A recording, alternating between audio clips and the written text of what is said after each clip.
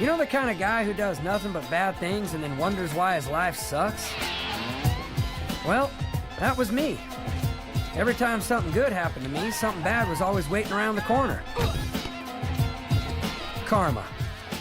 That's when I realized I had to change. So I made a list of everything bad I've ever done, and one by one I'm gonna make up for all my mistakes. I'm just trying to be a better person. My name is Earl. Remember when NBC took a chance on a show about a mustached guy who kept messing up his life and carried around a handwritten to-do list? My Name is Earl gave us karma, chaos, and one of TV's most lovable fools until they canceled it right in the middle of a cliffhanger. Like the people running TV don't even believe in cosmic justice. Which one is from NBC? That's for canceling My Name is Earl! Today, we're going through 15 strange facts about My Name is Earl that will make you want to start binge-watching the whole thing again. And believe me, you'll want to stay until number 15, because what Catalina was really saying in all those angry Spanish rants will totally change the way you see the show. Now, before we get started, make sure to subscribe and share this video. Now, let's start the countdown with number 1. There are palm trees in Kentucky, apparently. You know what's funny about making TV shows? Sometimes the clearest mistakes end up being the most entertaining parts. For example, Camden County, Kentucky somehow has more palm trees than Miami. Just look at the photos hanging on the Crab Shack walls. Earl and Darnell are shown standing in their supposed hometown with big palm trees waving behind them. It's a beautiful tropical scene that would be perfect if Camden County wasn't, you know, in Kentucky. Don't tell anyone I told you this. My name is, well, you better just call me Crabman. Here's the thing about Kentucky. It's landlocked, it actually has cold winters, and palm trees survive there about as well as ice cubes in a microwave. Still, there they are in every Crab Shack photo and even in opening credits, creating this alternate universe where the bluegrass state somehow has a Mediterranean climate. Was this a production mistake? Someone grabbing the wrong stock photos? Or was it an intentional joke about how Camden County exists in its own strange reality where normal rules don't matter? Either way, it's become one of those lovable details that makes the show feel even more surreal. In a world where karma is something you can track and Randy can accidentally turn into a chess master, why shouldn't Kentucky have palm trees? Number 2. One actor played 3 siblings. Here's a casting trick so subtle that most viewers never noticed it, even after watching the show many times. Billy Gardell, yes, the guy who later starred in Mike and Molly, played 3 different characters on My Name is Earl, and they were all meant to be siblings. Say hello to the Hoyne family. Billy Hoyne, Officer Jeff Hoyne, and their unnamed sister. 3 totally different people with 3 totally different personalities, all played by the same actor. After 4 hours of box folding and talking snacks, I was getting a little bored. You know, one time I pushed D5 and 2 bags of chips came out. But then one time I pushed it and no chips came out. It's basically like watching a one-man show pretending to be a full cast. The clever part was how they pulled it off. Different hairstyles, different outfits, and slightly different behaviors. Gardell basically created 3 separate characters who just happened to have the same face. Okay, somebody needs to tell me exactly what the problem is. I'll tell you what the problem is. I sent this doofus to the fair to find a way to make us some money, and he ends up spending only cash we have left on some stupid soccer mom toaster. I bought a patriotic sandwich maker because I love America and hot sandwiches, and she attacks me with a weed whacker. Unless you were paying really close attention, you'd probably just think Camden County had a bunch of people who looked kind of alike. Classic early 2000s TV creativity at its finest. Back when budgets were small, but ideas were huge.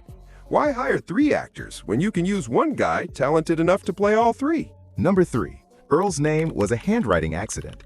Sometimes the smallest mistakes in life end up changing everything, even your entire identity. Earl J. Hickey was never supposed to be Earl at all.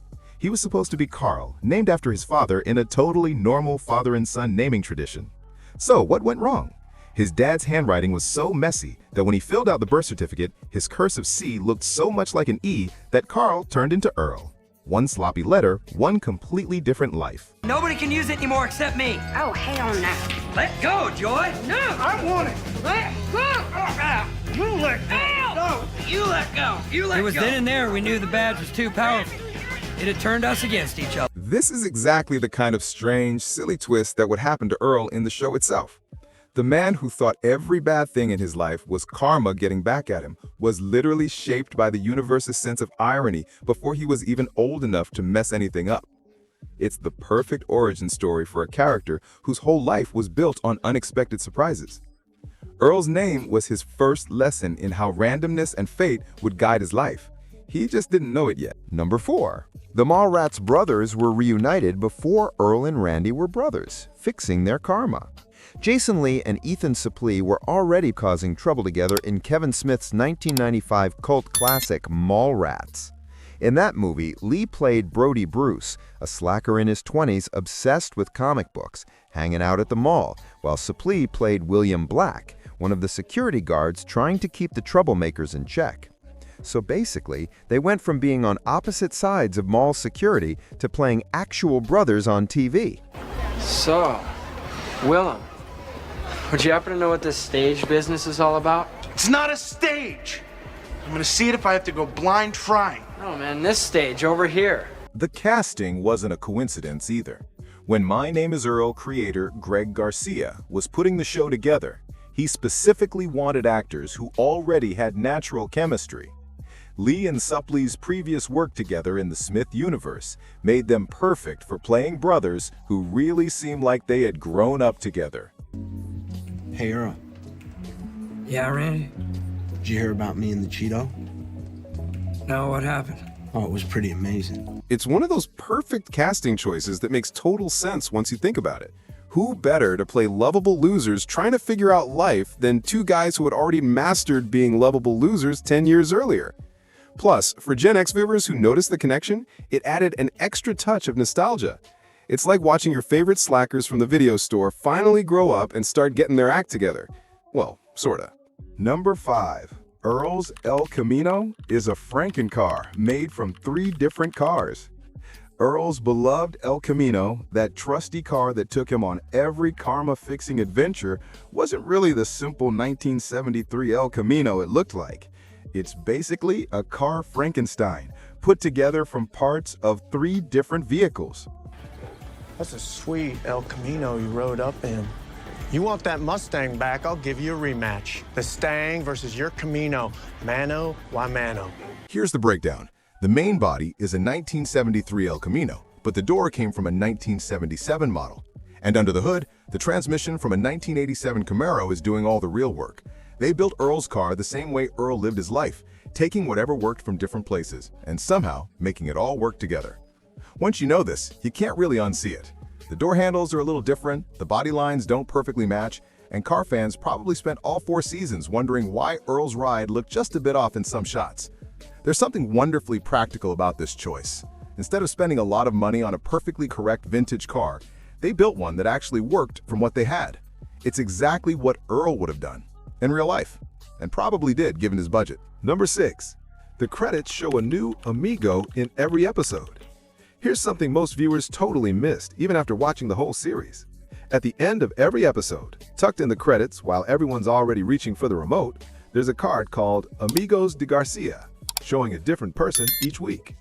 These weren't random stock photos or cast members. Creator Greg Garcia was actually using the end credits as his personal friendship scrapbook, featuring a different friend in every episode.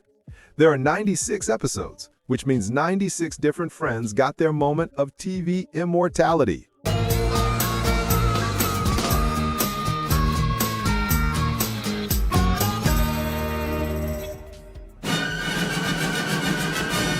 Now, while most showrunners just put boring production company logos in the credits and call it a day, Garcia turned that space into a weekly celebration of his personal friendships.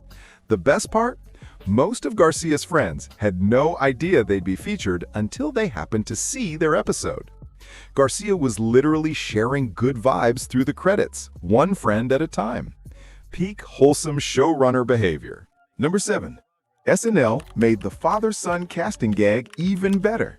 Sometimes TV creates these perfect meta moments, and the casting of Big Chubby and Little Chubby is pure comedy gold for anyone who knows SNL history.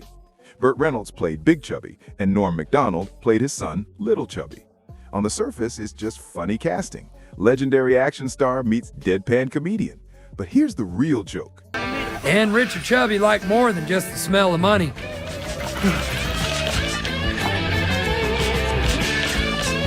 Vodka. And even if he didn't have a weapon in his hand was still a weapon.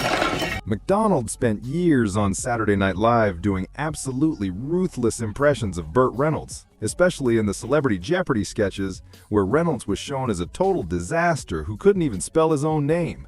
These impressions were so savage, they became comedy legends. Burt Reynolds. That's not my name. Okay. Turd Ferguson. Yeah, what do you want? You buzzed in. No, I didn't. Yes, you did. Yeah, well, that's your bit. So, when My Name Is Earl cast them as father and son, it wasn't random celebrity casting. It was a clever inside joke for anyone who remembered McDonald's SNL years. The best part? Both actors were totally on board. Reynolds had always been good-natured about the SNL takedowns, and McDonald got to play the ultimate long game, going from impersonating someone to actually sharing scenes with them as family. Comedy fans caught all the layers, while casual viewers just saw great casting. So, win-win, I guess. Number 8. Camden is named after the creator's real-life son. Here's a behind-the-scenes detail that adds a whole new meaning to every Welcome to Camden County sign in the show. The fictional town where Earl worked through his karma list isn't named after some random place.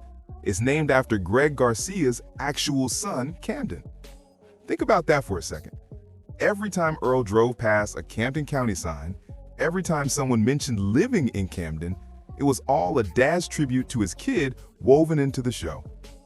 Camden, the town, became this warm, quirky community where people looked out for each other, where second chances were possible, and where even the worst mistakes could be forgiven. Funny how the brain sucks things up. One summer, Randy worked at a florist for almost 10 minutes. I'm gonna put in some more baby's breath. It fills in the gaps with neutral coloring. Man, these vases always gonna make that sound when I'm drying them. Squeaking makes my toes. What better legacy could a father give his son's name than a place all about redemption and human connection? Somewhere out there, Camden Garcia got to grow up knowing his dad loved him enough to name a whole fictional world after him.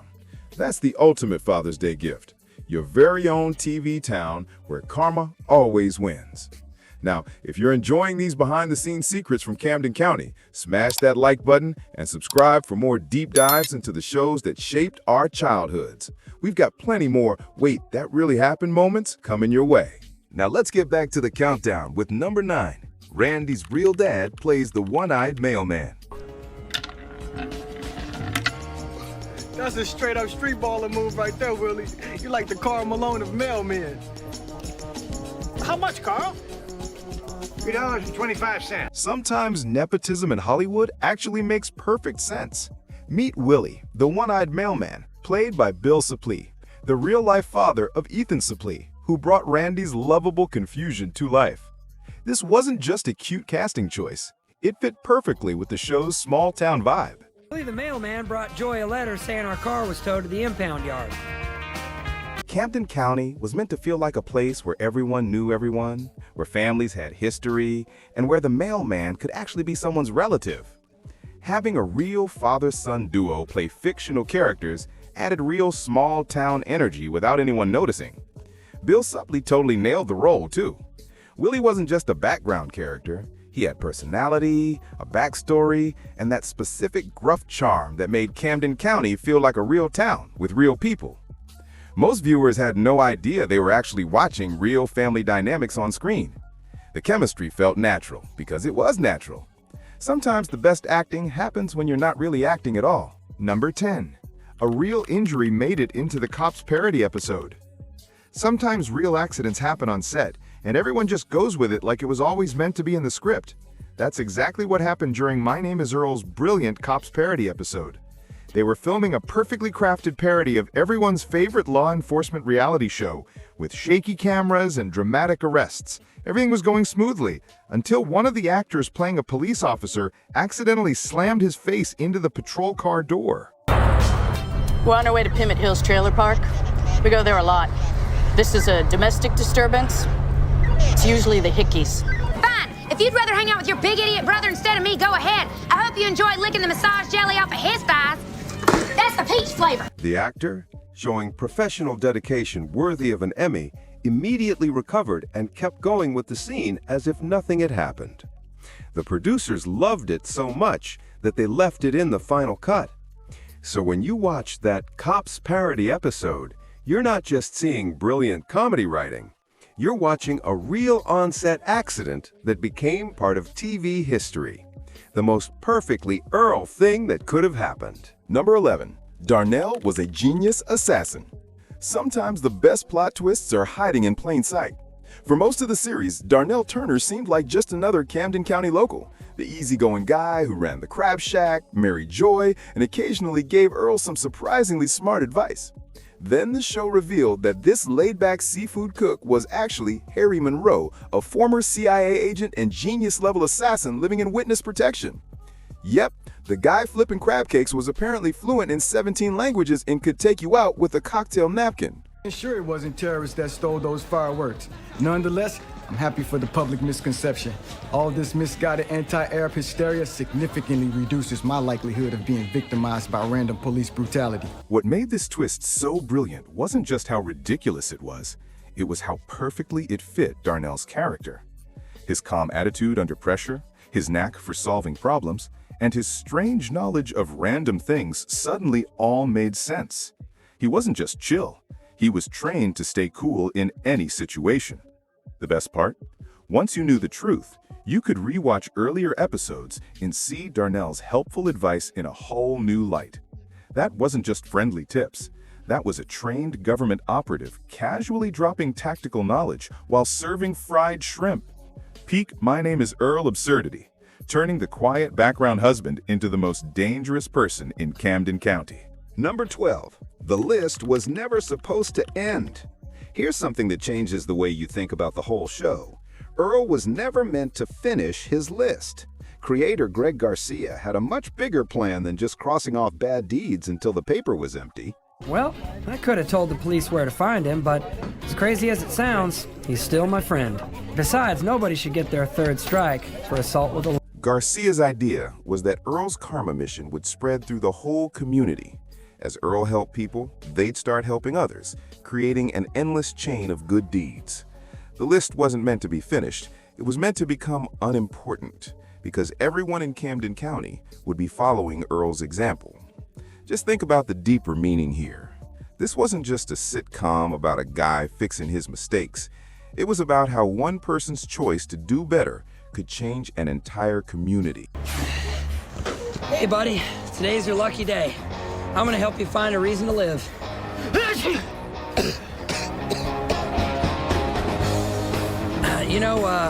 Most people cover their mouths when they do that. Earl's list was never the final goal. It was just the spark for something bigger, which makes the show's cancellation even more frustrating. We got 4 seasons of Earl slowly working through his personal karma debt, but we never saw Garcia's ultimate vision, a Camden County where everyone believed in second chances and paying it forward. Instead of just a simple redemption story, Garcia was creating something more like a modern-day parable about how one person's change can create change for society. Pretty deep stuff for a show about a guy with a mustache. Number 13. The show was canceled on a cliffhanger. Sometimes TV executives make decisions so baffling they become famous for all the wrong reasons. Canceling My Name Is Earl right after a huge cliffhanger? That's peak network stupidity right there. Was it my fault we got caught? Of course it was your fault. I was halfway down the block with the basket of money, and you tripped over your damn dress. The show's final episode ended with a huge bombshell. Earl Jr., the kid everyone thought was Earl's son, might actually belong to someone else. Just as viewers were trying to process this and wondering how it would change Earl's karma journey, NBC pulled the plug. No resolution, no explanation, no closure. A few years later, we were having our first child from my own personal seed. The doctors already told us he was going to come out a boy, so we went ahead and named him. There he was, Earl Jr.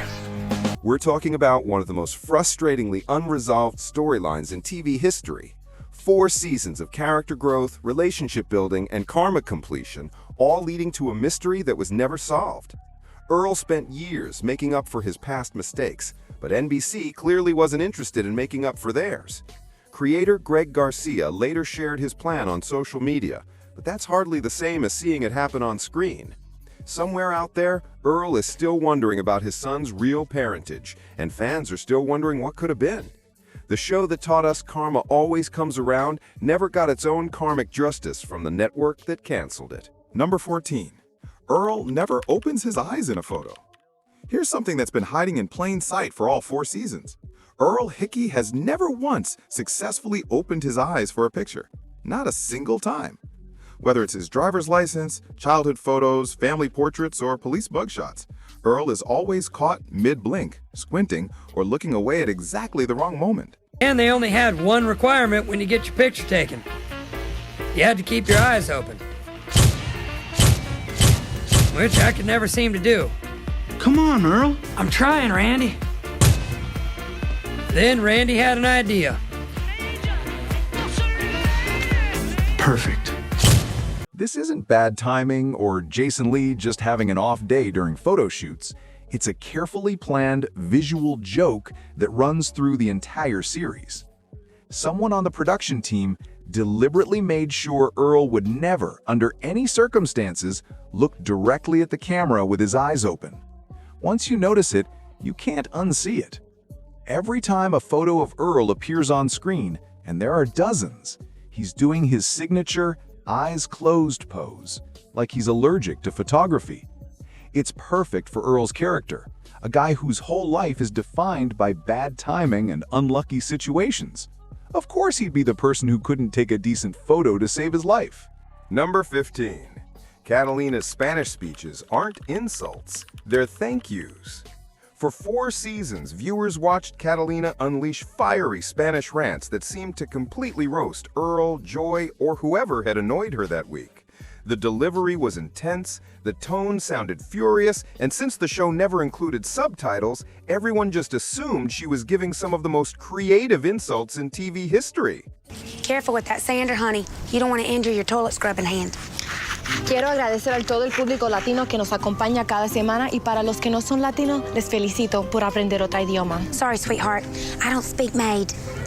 Plot twist. She was actually thanking Latino viewers for watching the show. While Catalina seemed to be verbally attacking everyone around her, actress Nadine Velasquez was breaking the fourth wall, expressing gratitude to Spanish-speaking fans who tuned in each week.